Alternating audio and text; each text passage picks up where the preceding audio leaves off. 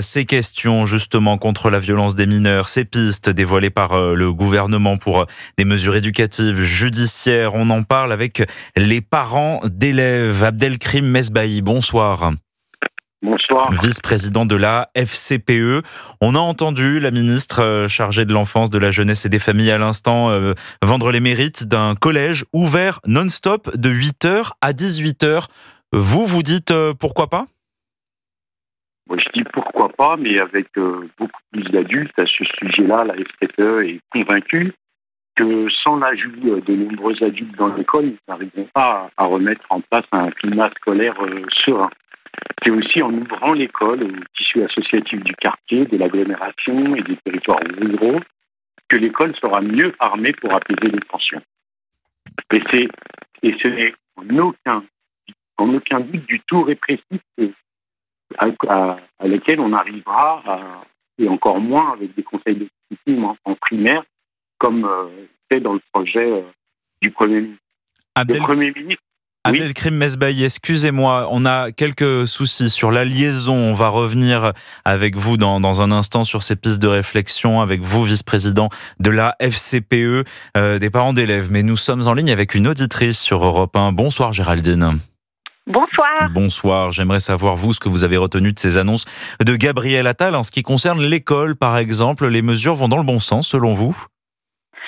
Ce sont que des belles paroles, à mon sens, mais rien de concret qui se fera. Quand on annonce que dès l'école primaire, les enfants pourront être sanctionnés, quand on annonce que les parents devront signer un contrat, alors que les parents signent déjà des contrats, ça s'appelle un règlement intérieur. Quand on annonce que l'école sera ouverte de 8h à 18h pour les collégiens. Mais qu'est-ce qu'ils vont faire ? On a déjà un manque de professeurs. Ce sont des élèves qui n'apprennent pas à l'école. Qu'est-ce qu'ils vont faire de 8h à 18h ? C'est une garderie, le collège ? Tout ça pour pas les laisser à l'extérieur ? On marche vraiment, comme disent nos agriculteurs, on marche vraiment sur la tête. Ça fait 7 ans que M. Macron est au gouvernement. Ça fait plus de 7 ans qu'on a des problèmes et que la réalité est là. Aujourd'hui, on en arrive avec des faits graves et rien ne se passe. M. Attal a toujours de belles paroles, il fait toujours des beaux constats, les constats que nous, on les fait depuis des années déjà.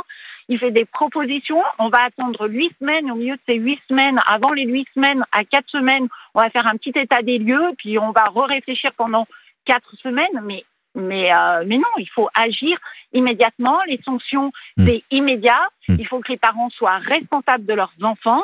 Il faut qu'il y ait une éducation réelle. Enfin, c'est incroyable qu'on arrive à faire des constats que dès l'école primaire, on va sanctionner, qu'on va leur mettre un petit message sur Parcoursup, mais ce sont des élèves qui ne vont même pas au lycée, ils s'arrêtent au collège.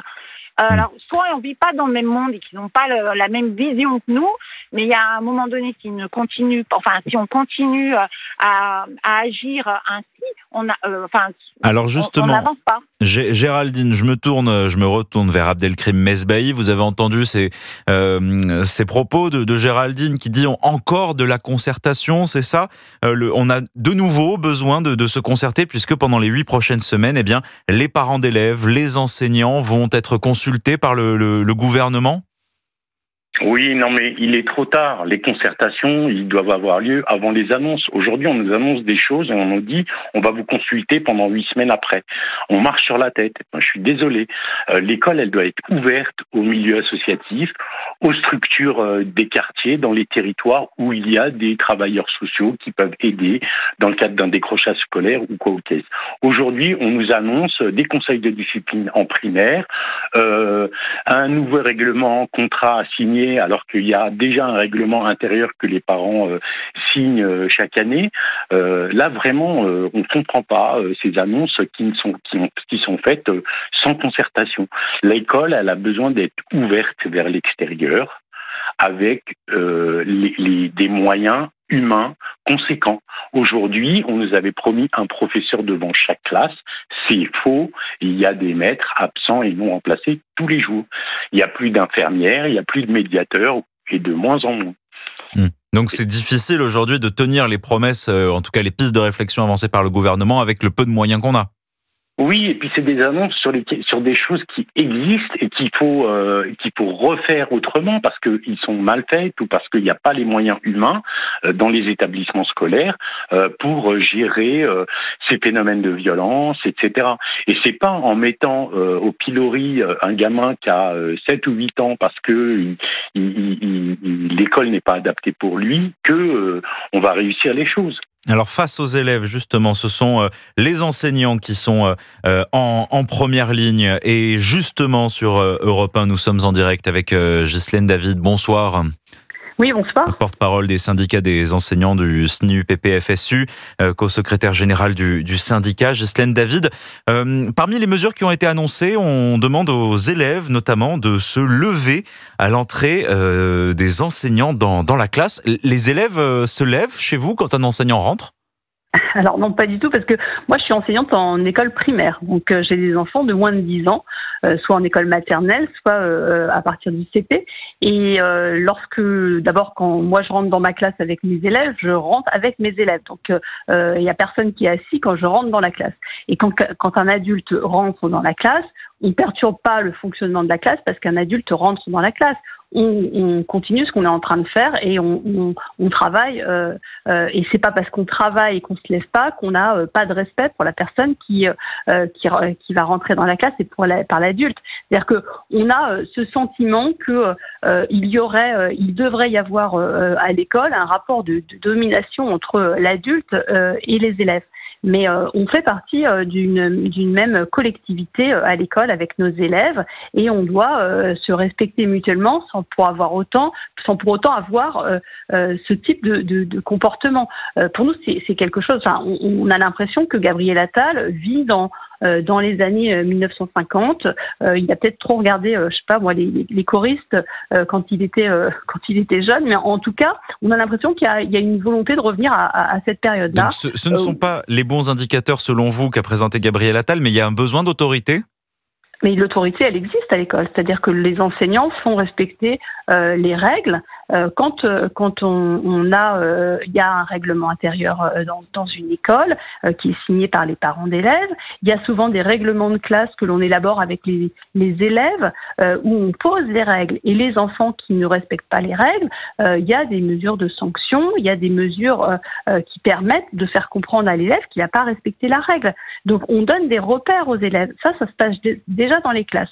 Alors Gabriel Attal fait croire à la France que il y a des élèves ultra violents dans nos écoles primaires et que ce serait une généralité qu'il faudrait combattre. Quand il parle d'incidents graves, on est à 4,6 incidents graves pour 1000 élèves actuellement, et ce sont les chiffres du ministère. Dans 8 écoles sur 10, il n'y a pas d'incident grave de déclaré. Donc on voit qu'on est sur quelque chose qui est à la marge. Alors, effectivement, il y a des enfants qui ne vont pas bien, et ça, je ne vais pas le nier. Il y a des enfants qui ont besoin d'être accompagnés parce qu'ils ne sont pas forcément à leur place dans la structure de l'école, parce qu'ils ont besoin de beaucoup d'adultes autour d'eux, parce que des fois, ce sont des enfants qui sont eux-mêmes victimes de violence ou qui subissent de la violence et qui ont besoin d'être accompagnés psychologiquement. Et alors pour les accompagner, on parlait avec Abdelkrim Mesbahi, vice-président de la FCPE à l'instant, des moyens humains. Ils sont là aujourd'hui, les moyens humains, pour garder les élèves de 8h à 18h ? Ben bien sûr que non. Enfin, je vais dire la même chose que lui, parce que effectivement, on a besoin de moyens humains dans nos écoles. On a besoin de psychologues de l'éducation nationale. On a besoin d'infirmières scolaires. On a besoin d'assistantes sociales. On a besoin d'enseignants spécialisés qui vont prendre en charge les élèves. On n'a pas tout ça. C'est-à-dire qu'on a des suppressions de postes. On a 650 suppressions de postes à la rentrée prochaine dans le premier degré. On voit bien qu'on ferme des classes, qu'on réduit le nombre d'enseignants, qu'on augmente le nombre d'élèves par classe, et on nous demande toujours d'en faire plus. Donc non, on n'a pas assez d'enseignants, c'est-à-dire qu'on n'a pas assez de personnel et d'adultes dans nos écoles. Et effectivement, il n'y en aura pas assez non plus dans les collèges pour accueillir les élèves de 8h à 18h à la rentrée 2024, sans compter les problèmes d'organisation, de cars scolaires à la sortie des collèges. Tout ça, c'est pas pensé dans ce que dit Gabriel Attal. Donc effectivement, on n'a pas entendu dans son discours ce matin, qui a pourtant duré 45 minutes, un seul moment, il a parlé de moyens supplémentaires parce que ça coûte de l'argent. Oui, il faut un budget conséquent pour gérer les élèves, pour gérer la jeunesse de ce pays. Il faut des moyens qui soient développés. Et il n'en a pas absolument parlé. Ghislaine David, ne bougez pas, je vais poser la question à Abdelkrim Mesbahi sur cette violence qui a été présentée par le Premier ministre. Il parle d'addiction à la violence. Abdelkrim Mesbahi, vous aussi, vous le dénoncez, ce propos ou cette exagération peut-être des cas graves dans les écoles ? Mais oui, parce que ça reste à la marge et on prend des exemples où effectivement il y a eu un incident grave à tel ou tel endroit et on en fait une généralité pour cacher les vraies difficultés, c'est-à-dire la non-reconnaissance du métier d'enseignant, les fermetures de classes, la suppression des infirmières, des médiateurs dans les collèges. Tout ça, c'est pour cacher la misère. Donc on nous fait des annonces comme ça. Et on nous les a fait aussi à la rentrée, avec la question des uniformes, de la abaya. À chaque fois, on nous sort quelque chose pour nous faire oublier la réalité qui est pour nous la présence de plus d'adultes dans l'école et l'ouvrir aux structures extérieures qui existent, que ce soit en milieu urbain ou rural. Et là, on aura des résultats, j'en suis persuadé. On parle aussi avec les enseignants, les parents d'élèves et les fédérations de parents d'élèves parlent aussi avec les enseignants. On n'est pas hors sol. Et si vous voulez, ce qui nous importe aujourd'hui, c'est que effectivement, ces annonces qui ont eu lieu aujourd'hui, ils auraient dû être précédés par une vraie concertation, par un vrai Grenelle de l'éducation. Et vous parlez sur Europe 1 entre enseignants avec Ghislaine David, porte-parole du syndicat des enseignants du SNI PPFSU, et vous, Abdelkrim Mesbahi, vice-président de la FCPE nationale. Merci à tous les deux d'être venus en direct sur Europe 1. Merci à nos auditeurs aussi. Géraldine qui nous appelait de la Drôme.